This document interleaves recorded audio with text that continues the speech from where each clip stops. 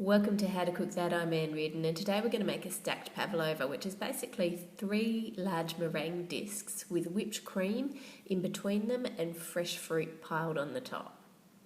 To start with, you need to separate your eggs. Now, if you get even a little bit of egg yolk in there, it won't work because egg yolk is an emulsifier, so it stops the whites from whipping up foam. So use that egg for something else and get another one. For a written copy of the recipe with all of the quantities that you need, just click on the link in the description below this video to go to the website howtocookthat.net, and the recipe is there for you.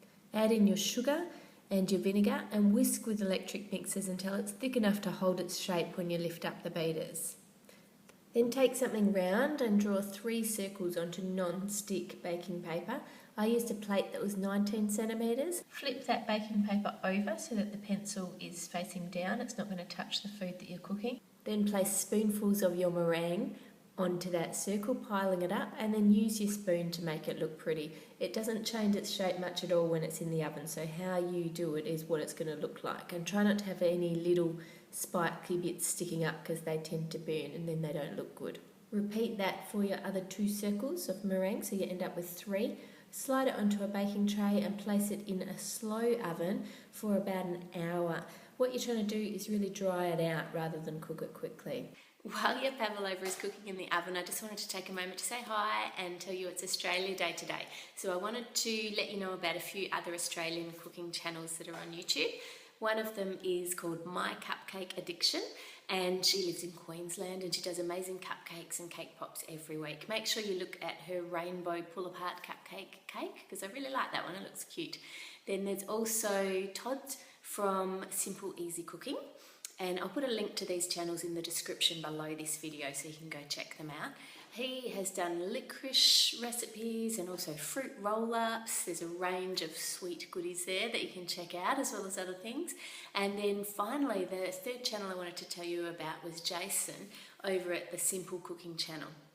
And he again has a range of things from smoothies made with Maltesers and jelly beans, and he's probably best known for his giant gummy bear videos. So if you want to know how to make a giant gummy bear, head over and check out Jason's channel. Okay, once your pavlova is ready, don't pull it out of the oven. Just turn the oven off and leave it in there, because if you pull it out of the oven, the sudden drop in heat is going to cause it to crack. And it still might crack slightly, but it's going to turn out better if you leave it in the oven to cool. While you're waiting for it to cool, slice up your fruit, and if you're going to use banana, make sure you coat that in a thin layer of lemon juice to stop the banana from going brown. You can use any fruits you like. I'm using blueberries, strawberries and banana on my one.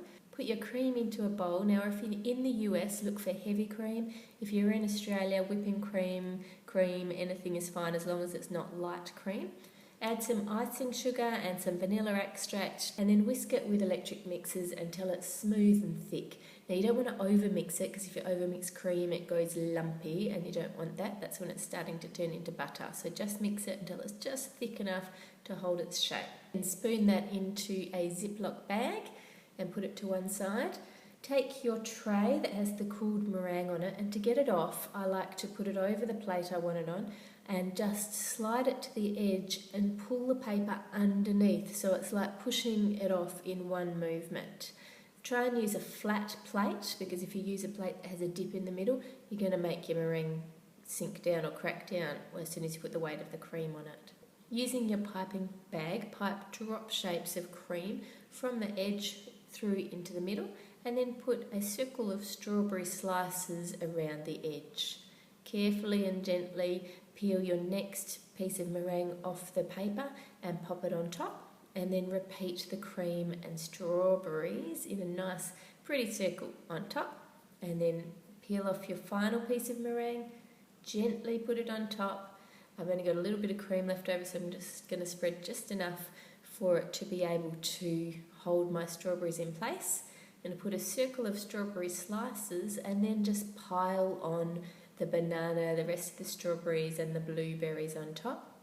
Taking a tin of passion fruit syrup and pour some of that over the top. and it's ready to slice into. If you eat it straight away, the meringue will be quite chewy and crunchy. If you leave it in the fridge for about an hour or two, the meringue in the middle goes sort of marshmallowy, and on the outside it stays crunchy and crisp. If you have a sweet tooth, don't forget to subscribe. There's a new video every week. There's cakes, there's chocolate, and there's of course desserts. Enjoy.